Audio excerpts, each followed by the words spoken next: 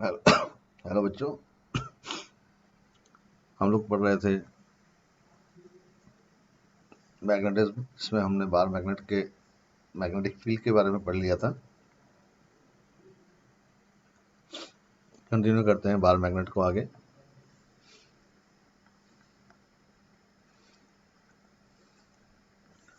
अब हम बात करते हैं टॉर्क की।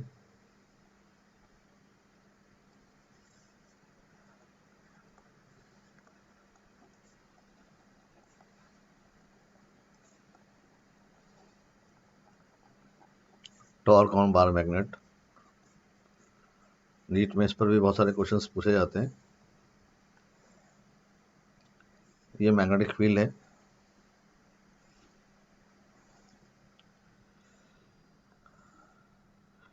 और इस मैग्नेटिक फील्ड के अंदर एक बार मैग्नेट रखा होगा।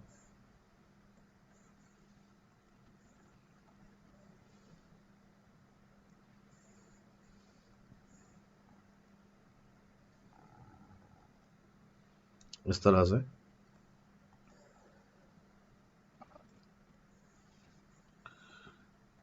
तो सबसे पहले आप देखें कि इसमें कौन सा पोल कहाँ पर है।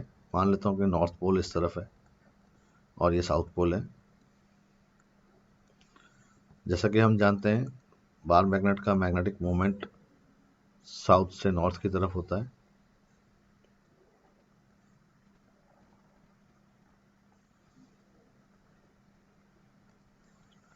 तो ये बार मैग्नेट है जो इस मैग्नेटिक फील्ड में थीटा एंगल पर रखा है।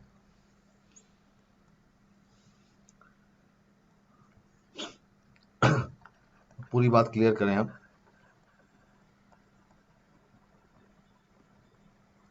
सबसे पहले पोल स्ट्रेंथ, बार मैग्नेट का पोल स्ट्रेंथ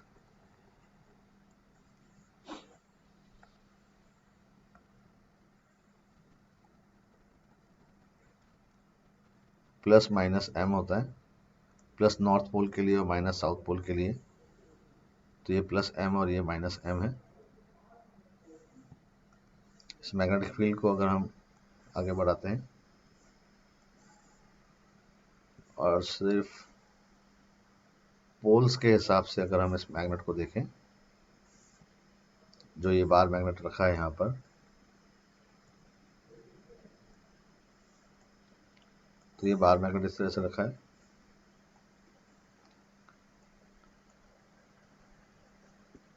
तो ये प्लस एम है क्योंकि नॉर्थ पोल है, और ये माइनस एम है। पॉजिटिव पोल पर मैग्नेटिक फील्ड की डायरेक्शन में फोर्स लगेगा, जैसे इलेक्ट्रिक फील्ड में चार्ज पर लगता है, और नेगेटिव पर मैग्नेटिक फील्ड के अपोजिट डायरेक्शन में।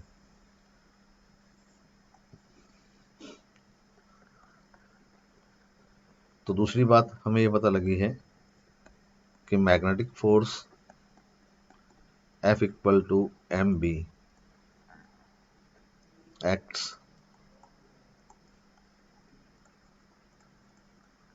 On both the poles.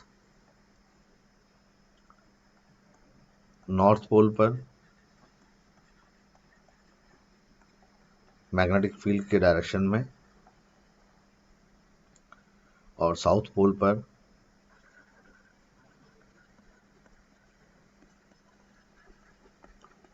Magnetic field के अपोजिट डायरेक्शन में। दोनों बराबर फोर्स हैं, तो नेट फोर्स तो जीरो हो गया। तो इससे एक बात क्लियर हो गई,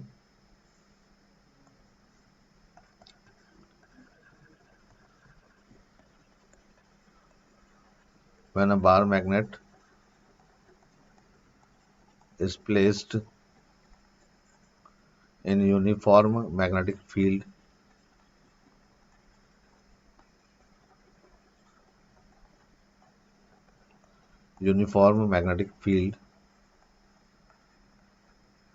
तो net force on bar magnet is zero.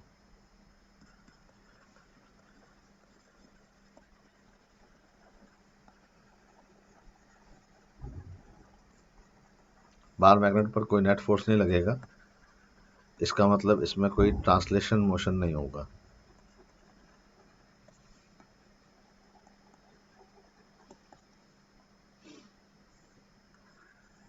यानी ये आगे नहीं बढ़ेगा, लेकिन इक्वल और अपोजिट फोर्सेस की वजह से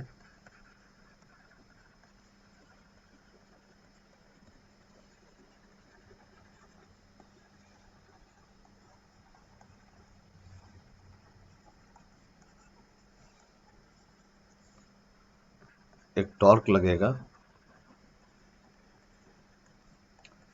जो इस पार मैग्नेट को रोटेट करवाएगा।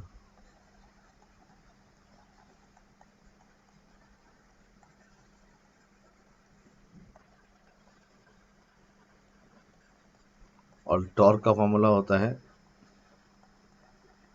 Force couple into perpendicular distance.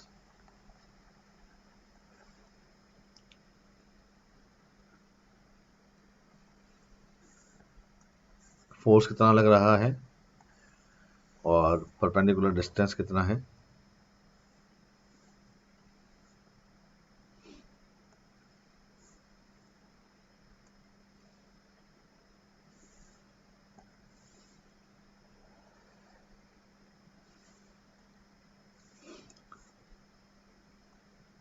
तो ध्यान से देखें, अगर हम यहाँ पर तो बार मैग्नेट की लेंथ होती है L, तो ये हो जाएगा L।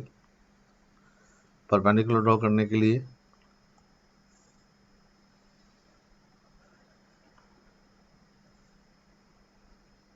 ये फोर्स हैं दो, जैसा आपने देखा, एक फोर्स इस तरफ और एक फोर्स इस तरफ, ये फोर्स और ये फोर्स, तो परपेंडिकुलर डिस्टेंस ये आएगा। तो इस ट्रायंगल को पूरा कर लेते हैं हम लोग। यहाँ पर ये एंगल थीटा है, ये L है, और ये हो जाएगा परपेंडिकुलर डिस्टेंस। तो जो टॉर्क लगेगा, फोर्स कपल कितना लग रहा है MB,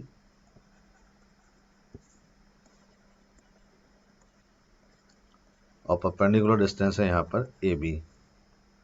इस ट्रायंगल के में अगर आप साइन थीटा कैलकुलेट करते हैं तो परपेंडिकुलर बाय हाइपोटेनियस, तो ये हो जाएगा MB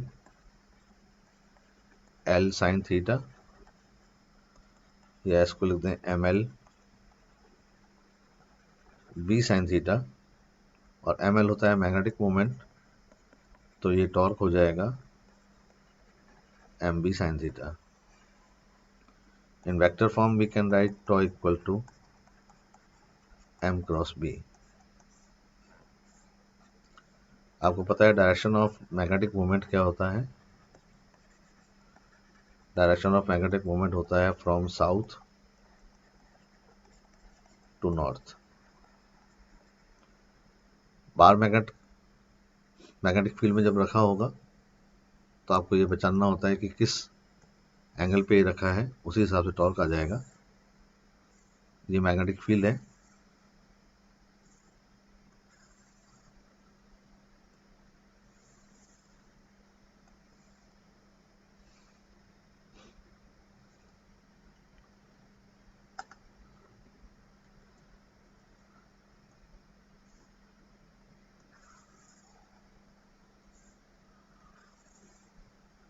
और इसमें हम बार मैग्नेट रखेंगे।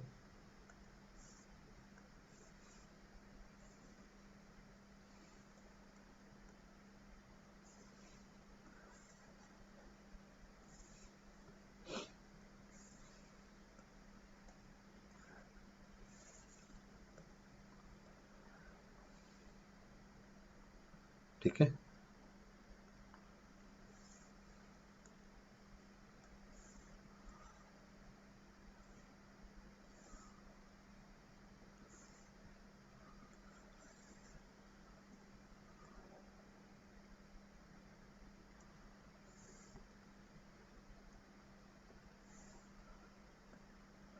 जैसे कि एक बार मैग्नेट यहाँ रखा है,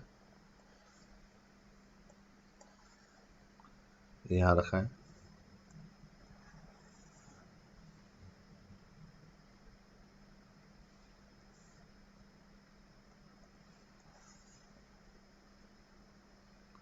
आप सबसे पहले देखेंगे कि साउथ नॉर्थ की पोजीशन क्या है। मान लीजिए यहाँ पर साउथ है, ये नॉर्थ है,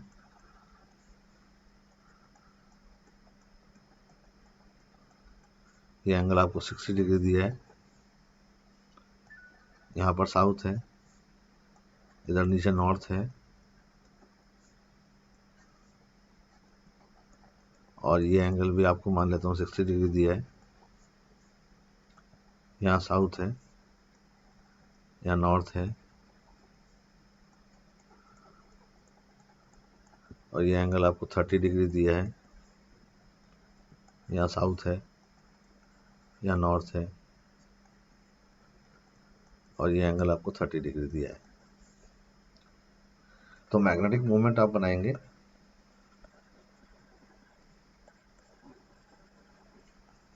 जो कि साउथ से नॉर्थ की तरफ होगा,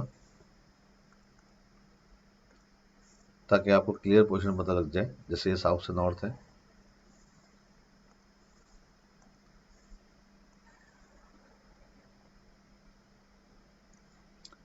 यहाँ साउथ से नॉर्थ ये आएगा, यहाँ साउथ से नॉर्थ एरो ऐसा बनेगा, यहाँ साउथ से नॉर्थ एरो ऐसा बन जाएगा। फर्स्ट केस में देख रहे हैं आप, तो एक एरो ये रहा मैग्नेटिक फील्ड का, तो फर्स्ट केस में थीटा की जगह यहाँ पर 60 डिग्री ही आएगा, क्योंकि एंगल 60 डिग्री है, तो एम बी साइन 60 हो जाएगा। लेकिन यहाँ पर आप देख रहे हैं कि ये मैग्नेटिक फील्ड है और ये एरो बना हुआ है मैग्नेटिक मोमेंट का, ठीक है ना। हमें ये एंगल 60 दिया है, तो यहाँ पर ये एंगल 120 डिग्री हो जाएगा। तो टॉर्क यहाँ पर आएगा एम बी साइन 120। आप एरो बना के देख लें, एक एरो मैग्नेटिक फील्ड का इस तरफ है और दूसरा एरो है, आपको ये एंगल चाहिए। ऊपर वाला एंगल आपको 30 डिग्री दिया है, तो ये एंगल 150 डिग्री हो जाएगा। तो थर्ड केस में टॉर्क हो जाएगा एम बी साइन 150। तो इस तरह से आप पता लगाएंगे, और मैग्नेटिक मोमेंट से मैग्नेटिक फील्ड की तरफ जब आप एरो घुमा देंगे तो आपको दिख जाएगा कि ये किस तरह से रोटेट करेगा। तो यहाँ पर ये टॉर्क है, ये इसको क्लॉकवाइज रोटेट करवाएगा। मैग्नेटिक मोमेंट का वेक्टर यहाँ पर है, बी इस तरफ है, तो एम से बी की तरफ घुमाएंगे तो यहाँ पर रोटेशन एंटी क्लॉकवाइज होगा। ये एम है, ये बी है, एम से बी की तरफ घुमाएंगे तो यहाँ पर भी रोटेशन एंटी क्लॉकवाइज होगा। तो ऐसे आपको टॉर्क का रोटेशन पता लगेगा कि मैग्नेट को किस तरह से रोटेट करेगा। तो टॉर्क बन जाएगा एम बी साइन थीटा, और यही फॉर्मूला लास्ट चैप्टर में भी काम आएगा। उसमें मैग्नेटिक मोमेंट होता है करंट इनटू इफेक्टिव एरिया। जैसे कि ये मैग्नेटिक फील्ड है और बार मैग्नेट की जगह पर अगर इसमें कोई कॉइल रखी होती है, जैसे ये कॉइल रखी है, इसमें करंट फ्लो हो रही है, तो ये परपेंडिकुलर ड्रॉ करेंगे और एंगल थीटा आ जाएगा। इसमें भी टॉर्क लगेगा एम बी साइन थीटा, और इसमें एम हो जाएगा करंट इनटू इफेक्टिव एरिया।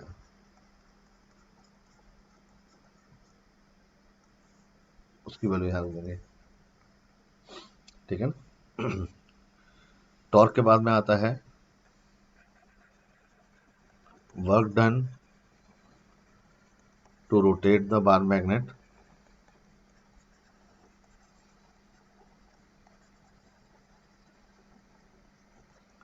बार मैग्नेट को रोटेट करने में कितना वर्क डन करना पड़ेगा। जैसे वर्क का फॉर्मूला फोर्स डॉट डिस्प्लेसमेंट होता है, तो यहाँ पर ये वर्क डन हो जाएगा टॉ डी थीटा। टॉर्क की जगह आप रखेंगे यहाँ पर M B sine theta. Sine theta का जब आप इंटीग्रेशन करेंगे तो ये वर्क डन आएगा M B cos theta 1 minus cos theta 2। इसमें थीटा 1 जो है ये इनिशियल एंगल होगा, और थीटा 2 जो है ये फाइनल एंगल होगा।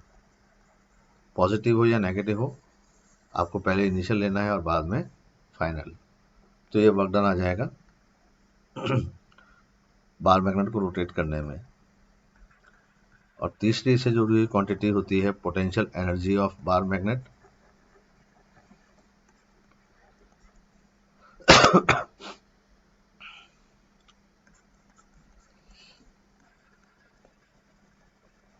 If bar magnet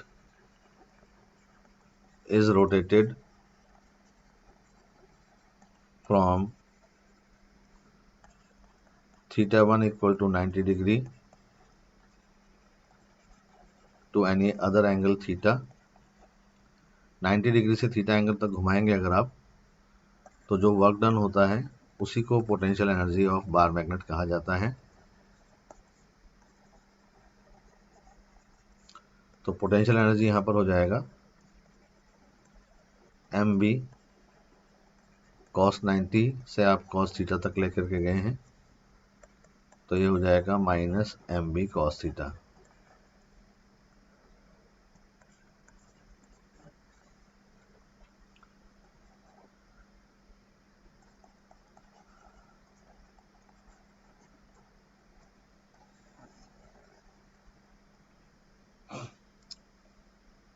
ठीक है, तीनों क्वांटिटीज होती हैं।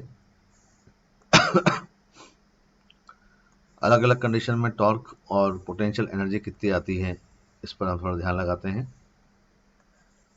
क्योंकि इससे रिलेटेड क्वेश्चंस जनरली पूछे जाते हैं। जो स्टैंडर्ड केस है वो स्टैंडर्ड ही रहते हैं कि इतना थीटा होगा तो टॉर्क कितना लगेगा और पोटेंशियल एनर्जी कितनी आएगी।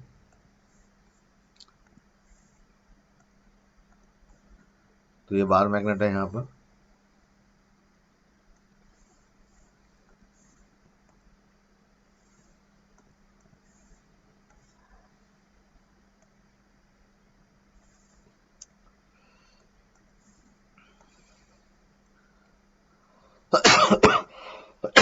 सॉरी।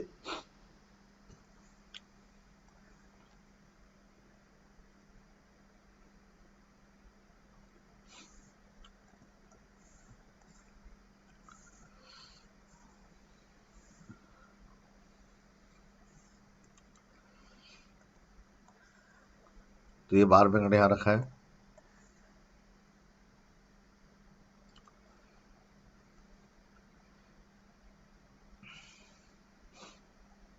ठीक है,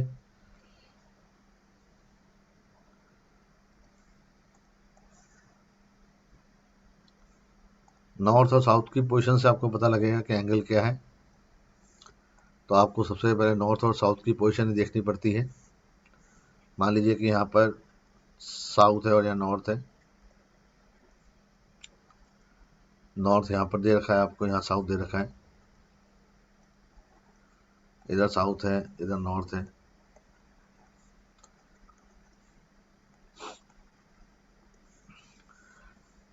मैग्नेटिक मूवमेंट की डायरेक्शन देखने के लिए आपको साउथ से नॉर्थ एरो बनाना पड़ेगा।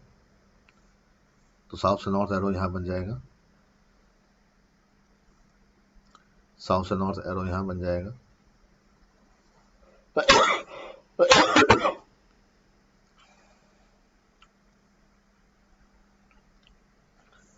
मैग्नेटिक फील्ड के एरो आपको दिख ही रहे हैं, यहाँ मैग्नेटिक फील्ड इस डायरेक्शन में है।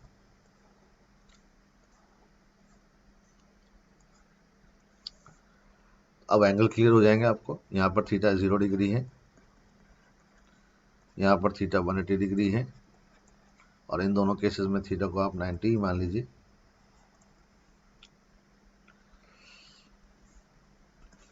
साइन 0 0 होता है तो टॉर्क 0 लगेगा, साइन 180 भी 0 होता है तो टॉर्क 0 लगेगा, और यहाँ पर साइन 91 होता है तो मैक्सिमम टॉर्क लगेगा।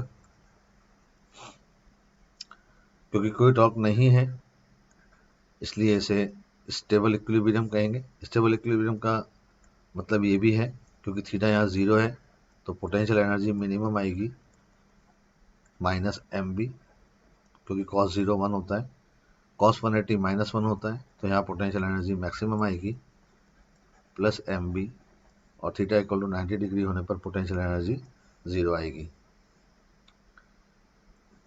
क्योंकि ये पोटेंशियल एनर्जी मिनिमम है इसलिए, और टॉर्क 0 है, तो टॉर्क 0 होने की वजह से तो ये इक्विलिब्रियम हो गया, और पोटेंशियल एनर्जी मिनिमम होने की वजह से ये स्टेबल हो गया। तो इस कंडीशन को स्टेबल इक्विलिब्रियम कहेंगे। यहाँ भी टॉर्क जीरो है तो ये इक्विलिब्रियम हो गया, लेकिन पोटेंशियल एनर्जी मैक्सिमम है इसलिए ये अनस्टेबल इक्विलिब्रियम कहलाएगा। और यहाँ पे टॉर्क जीरो नहीं है बल्कि मैक्सिमम है, तो इधर आपको कोई इक्विलिब्रियम नहीं मिलेगा। तो स्टेबल इक्विलिब्रियम में थीटा इक्वल टू 0 डिग्री होता है और इस कंडीशन में टॉर्क जीरो होता है, पोटेंशियल एनर्जी मिनिमम होती है।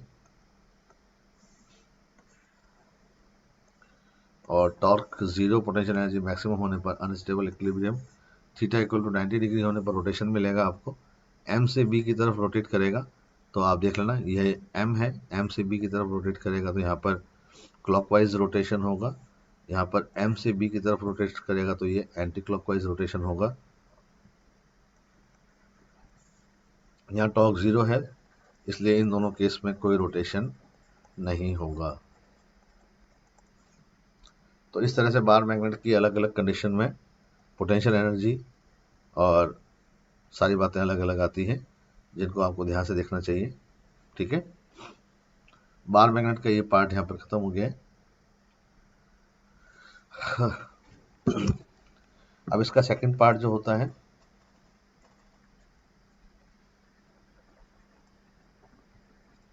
वो है मैग्नेटिक मटेरियल्स।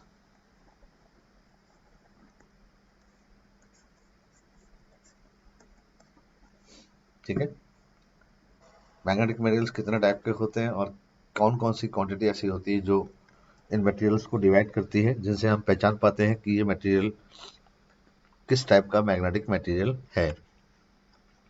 तो इसके बारे में हम यहाँ पढ़ेंगे, मैग्नेटिक मटेरियल्स के बारे में।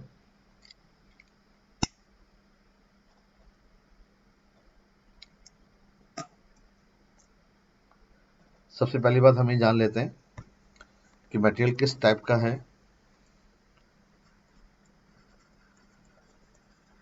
The type of material is determined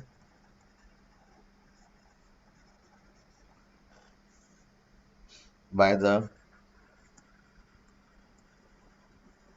nature of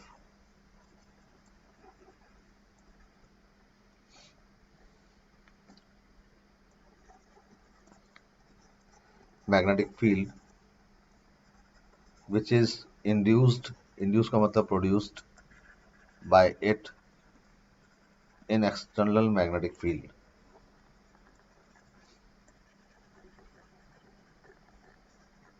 इसका मतलब क्या होता है? इसका मतलब ये होता है कि अगर आपने ये मैग्नेटिक फील्ड है,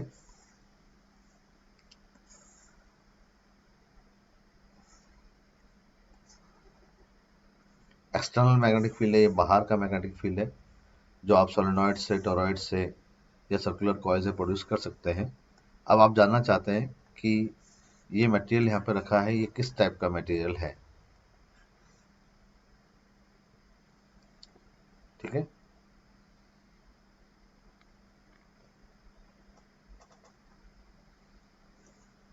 तो आप क्या करते हैं, इस मटेरियल का एक टुकड़ा लेंगे और इस टुकड़े को उठा करके इस एक्सटर्नल फील्ड के अंदर रख देंगे। एक्सटर्नल फील्ड में रखने के बाद में दो बातें होती हैं कि या तो इसके अंदर खुद का मैग्नेटिक फील्ड प्रोड्यूस होगा, वो अप्लाइड फील्ड की डायरेक्शन में होगा,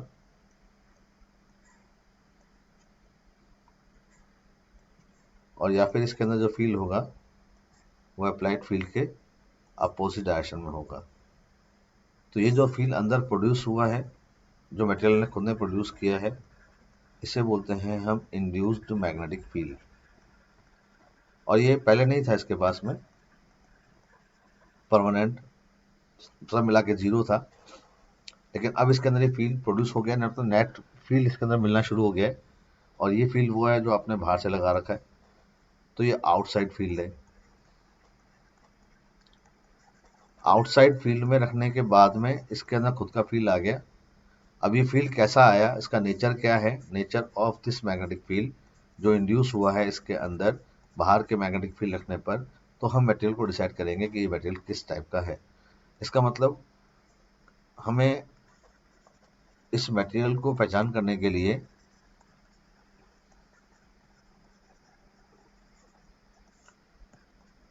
दो मैग्नेटिक फील्ड की रिक्वायरमेंट होती है। एक तो आउटर मैग्नेटिक फील्ड जो आप बाहर से अप्लाई करोगे, ये सभी मटेरियल पर एक जैसा होगा, और दूसरा इंड्यूस्ड मैग्नेटिक फील्ड जो वो मटेरियल खुद प्रोड्यूस करेगा।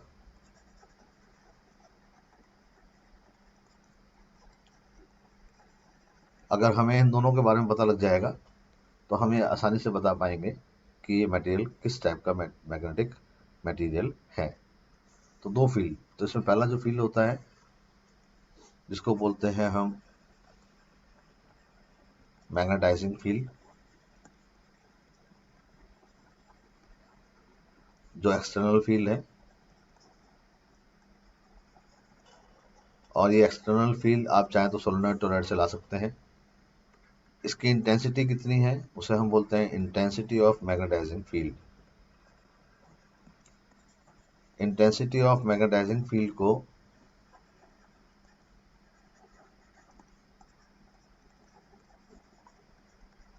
H से रिप्रेजेंट करते हैं, और ये H बराबर होता है external field by mu not.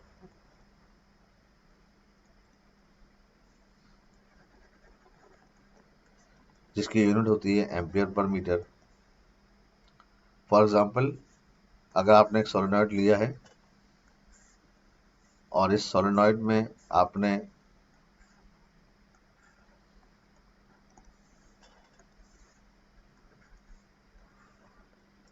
Coil लगा करके इसमें करंट फ्लो कर दी है,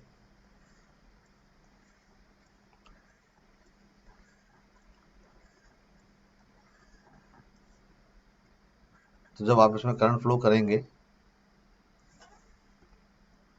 और इसके अंदर जो मैग्नेटिक फील्ड आएगा करंट प्रोड्यूस करने से या करंट फ्लो करने से, जो इसमें मैग्नेटिक फील्ड आएगा, उस मैग्नेटिक फील्ड को आप यूज कर सकते हो मटेरियल को मैग्नेटाइज करने के लिए। तो ये मैग्नेटिक फील्ड इसके अंदर आ गया है यहाँ पर इस तरह से। तो ये एक्सटर्नल मैग्नेटिक फील्ड कहलाएगा जो आपने प्रोड्यूस किया है। तो अगर कोई आपसे पूछता है कि एक्सटर्नल मैग्नेटाइजिंग फील्ड कितना है यहाँ पर, तो आप बोलोगे ये बी नॉट बराबर है म्यू नॉट एन आई। तो इसका मैग्नेटाइजिंग फील्ड का इंटेंसिटी क्या है, तो वो हो जाएगा B naught by mu naught, और वो हो जाएगा एन आई। तो B naught by mu naught को हम बोलते हैं इंटेंसिटी ऑफ मैग्नेटाइजिंग फील्ड, और इसकी यूनिट होती है N I. Magnetising field intensity of magnetising field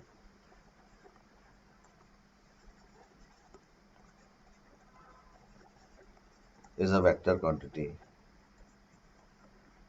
ठीक है। अब क्या किया आपने, ये जो सोलेनॉइड आपने लिया है जिसने मैग्नेटिक फील्ड प्रोड्यूस किया है,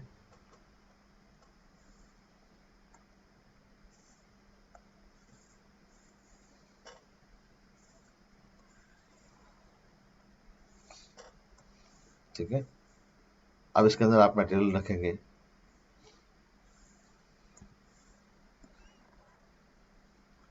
तो ये एक्सटर्नल फील्ड है। अब आपके पास में एक टुकड़ा है, चाहे वो लोहे का है चाहे वो किसी और का है, वो टुकड़ा आपके पास में है। मान लीजिए वो टुकड़ा ये पड़ा हुआ है यहाँ पर।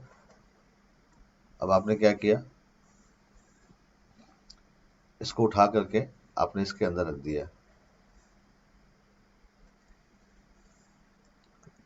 तो इस टुकड़े को उठा के आपने इसके अंदर रख दिया, तो आपने देखा कि ये जो फील्ड बाहर से जो लगा था वो तो है ही, जो आपने अप्लाई किया था वो फील्ड तो यहाँ पे है ही। ये साथ में आपने ये भी देखा कि इसके अंदर खुद का मैग्नेटिक फील्ड भी आ गया।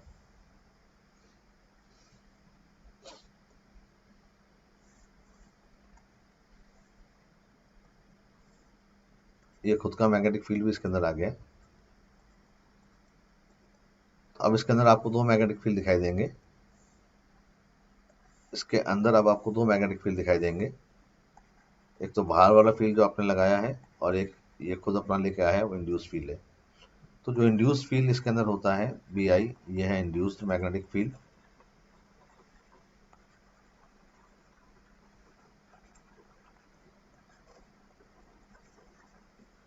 और इसकी इंटेंसिटी जो होती है उसको हम बोलते हैं आई, और आई को बोला जाता है इंटेंसिटी ऑफ मैग्नेटाइजेशन।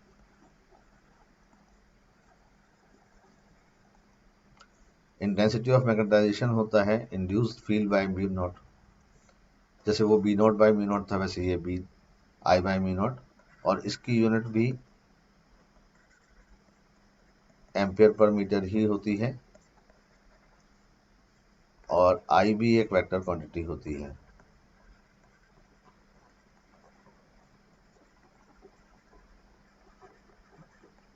अगर हम मोटी मोटी बात करें तो एच और आई में डिफरेंस क्या है? एच वो फील्ड है जो आपने बाहर से अप्लाई किया है, और आई वो फील्ड है जो मटेरियल खुद इंड्यूस करेगा।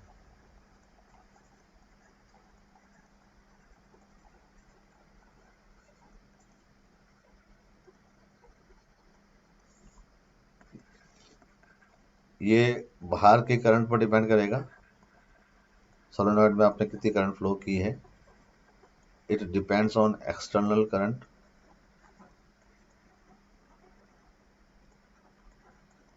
और ये डिपेंड करेगा मटेरियल के नेचर पर।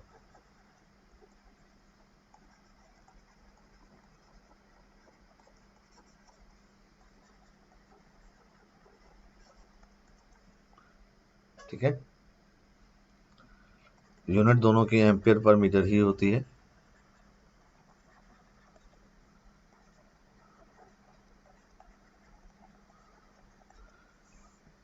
सरल शब्दों में बोलें अगर हम, तो एच वो है जो आपने बाहर से लगाया है,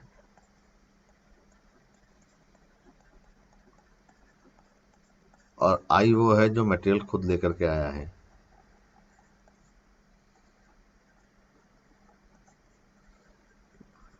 अपने नेचर के हिसाब से। तो आप कहोगे सर ये आई कितना होगा, कैसा होगा? तो ये मटेरियल पर डिपेंड करेगा। अब जैसे मान लीजिए, सपोज कीजिए कि आपने ये मैग्नेटिक फील्ड लिया, और ये मैग्नेटिक फील्ड लेने के बाद में आपने क्या किया, इसके अंदर बहुत सारे मटेरियल रख दिए।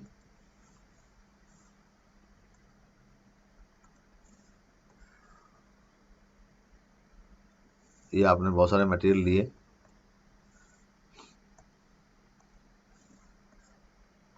और इसमें रख दिए।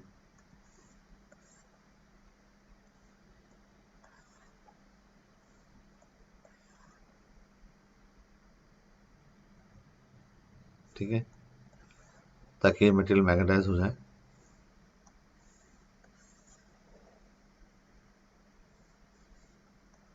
अब क्या क्या पॉसिबिलिटी बनेगी? अब देखा जाए अगर, तो बी नॉट जो आपने अप्लाई किया है, यानी कि जो मटेरियल फील्ड आपने जो दिया है, मैग्नेटिक फील्ड जो दिया है, वो सभी को बराबर दिया है। यानी कि सबको आपने बी नॉट मैग्नेटिक फील्ड दे दिया है। ये बी नॉट मैग्नेटिक फील्ड आपने सबको दिया है, जो सबके लिए बराबर मिला है यहाँ पर। यानी कि इन सबके अंदर बी नॉट तो है ही, क्योंकि ये तो वो फील्ड है जो सबको दिया गया है ताकि ये मैग्नेटाइज हो सके।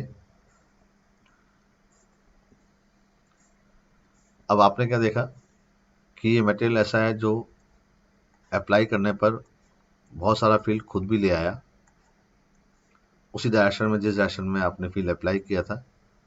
ये थोड़ा कम लेकर के आया, ये अपोजिट डायरेक्शन में ले आया,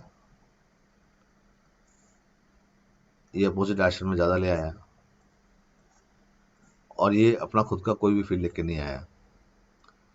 तो उसमें ब्राउन वाला जो फील्ड है वो मटेरियल खुद लाया है, और पिंक वाला फील्ड वो है जो आपने लगाया है। अगर अलग अलग मटेरियल को देखते हो आप, तो इसके अंदर आप देखोगे, इस मटेरियल के अंदर बी नॉट और बी आई दोनों एक ही डायरेक्शन में है, और साथ में आपको ये भी दिख रहा है कि इंड्यूस्ड फील्ड बड़ा है अप्लाइड फील्ड से। इसमें बी नॉट और बी आई एक ही डायरेक्शन में है, लेकिन इसमें जो फील्ड प्रोड्यूस किया है मटेरियल ने वो अप्लाइड फील्ड से थोड़ा सा कम किया है। इसमें दोनों अपोजिट डायरेक्शन में है, तो बी बराबर हो जाएगा B naught minus B I, और इंड्यूस्ड फील्ड अप्लाइड फील्ड से कम है। इसके अंदर बी आई है ही नहीं, अपना खुद का कोई फील्ड नहीं है, तो इसमें केवल वही फील्ड है जो बाहर से लगाया है, और इसमें बी आई अच्छा खासा है, अपोजिट है, और ये बी आई इतना है कि बी नॉट के बराबर है, तो इसमें नेट फील्ड 0 हो जाएगा। जिसके अंदर नेट फील्ड बहुत ज़्यादा आएगा, अप्लाइड फील्ड से भी ज़्यादा आएगा, तो ऐसे मटेरियल को बोलते हैं हम फेरोमैग्नेटिक मटेरियल।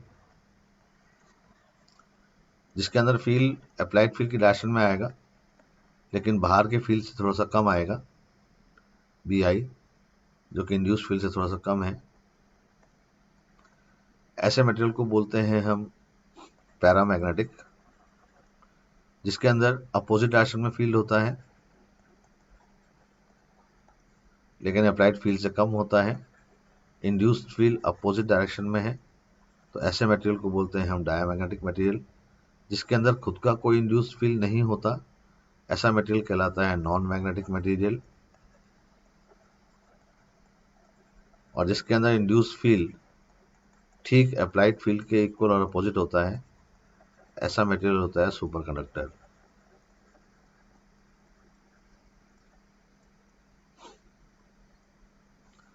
तो इस तरह से हम मटेरियल्स को 5 पार्ट्स में डिवाइड करते हैं, जो हमें पता लगता है ये देख करके कि मटेरियल किस तरह से मैग्नेटाइज हुआ है। ठीक है ना। इसको आप मैथमेटिकली भी समझ सकते हैं। जैसे मान लीजिए एग्जांपल के तौर पर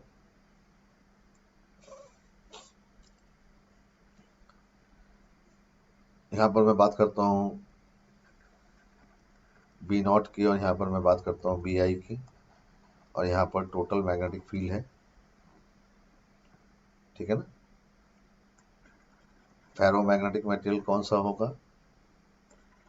पैरामैग्नेटिक मटेरियल कौन सा होगा, डायमैग्नेटिक कौन सा होगा, नॉन मैग्नेटिक कौन सा होगा, और सुपर कंडक्टर कौन सा होगा।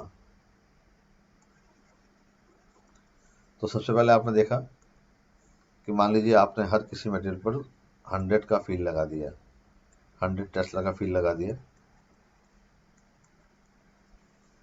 अब इंड्यूस फील्ड, पहला मटेरियल ऐसा है जिसमें आपने लगाया 100 था, और ये खुद का 400 ले आया प्लस डायरेक्शन में, ये लेकर के आया 20, ये लेकर के आया माइनस का 50, और ये लेकर के आया 0, और ये लेकर के आया माइनस का 100।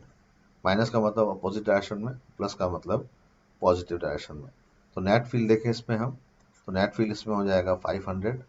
इस 500 में से 100 हमने लगाया था, और 400 ये खुद का ले आया, यानी कि ये वो मटेरियल है जो प्लस यानी सेम डायरेक्शन में मैग्नेटाइज होगा, और इतना ज़्यादा मैग्नेटाइज होगा कि इसके अंदर खुद का जो फील्ड आएगा बी आई, वो अप्लाइड फील्ड से भी ज़्यादा आएगा। इसमें टोटल फील्ड कितना हुआ 120। ठीक है ना। इसका मतलब लगाया आपने 100 था, लेकिन आया कितना, खुद कितना लेकर के आया +20। प्लस में तो ही, क्योंकि सेम डायरेक्शन में प्रोड्यूस किया है। यहाँ पर बचा है 50, आपने लगाया था 100, और ये खुद लाया माइनस का 50।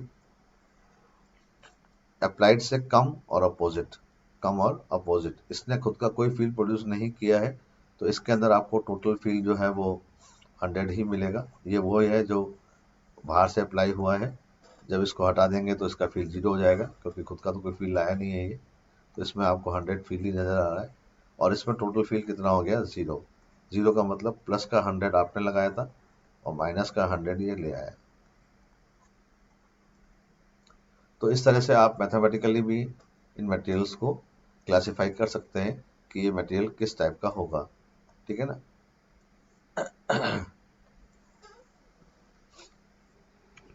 अलग अलग मटेरियल्स को अब हम कुछ एक फैक्टर्स, कुछ एक कॉन्स्टेंट से रिप्रेजेंट करते हैं कि ये किस किस टाइप का होगा। सबसे पहला होता है मैग्नेटिक ससेप्टिबिलिटी।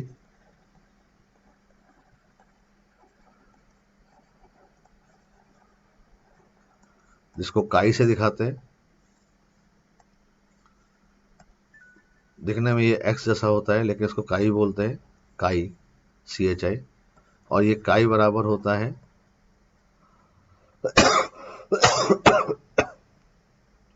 I/H।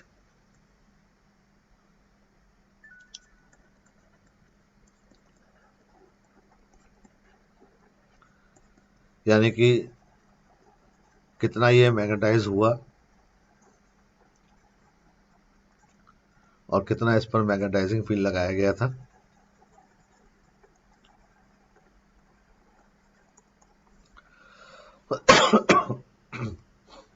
अगर सेम डायरेक्शन में मैग्नेटाइज होगा तो XM पॉजिटिव होगा।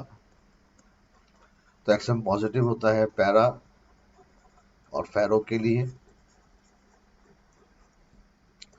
नेगेटिव होता है डायमैग्नेटिक के लिए और सुपर कंडक्टर के लिए,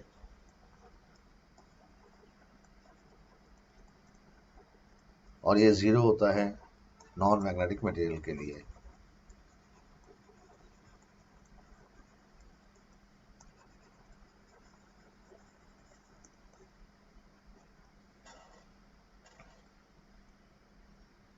ठीक है,